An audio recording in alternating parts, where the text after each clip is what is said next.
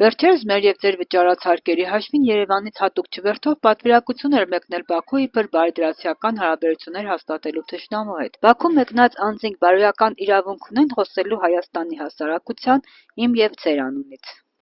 Ոչ մի իրավունք։ Իրեն կարան մենակ իրենց առնունից խոսեն։ Իմս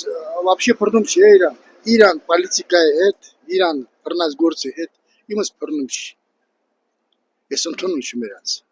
Որպես ղեկավար, ես չգիտեմ։ Ոզիմ չունեմ ուրիշ բառեր ասեմ։ Այազիջան, լսե իրա կազմով գնում են ուտում, խմում են 5-րդ կարգի ուրանոցներ, մնում գալիս են իրա կազմով։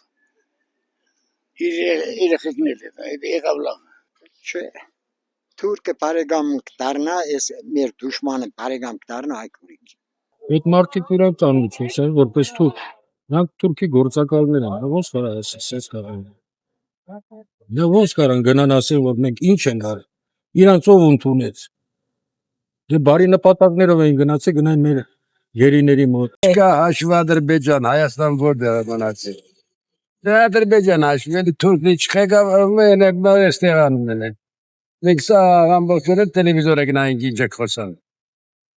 Թուրք ոնց ասես սրանքն է ցկալ։ Ոչ իհարկե չունեին։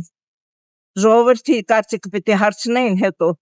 Ժողովրդի մեծամասնությունը դժվար վիճակում է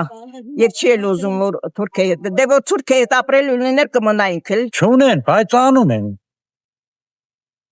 Չունեն, չէ, հայ ժողովրդին հարցրել են, այս բանը սենց անեն, կնենց անեն։ Ով հարցրել։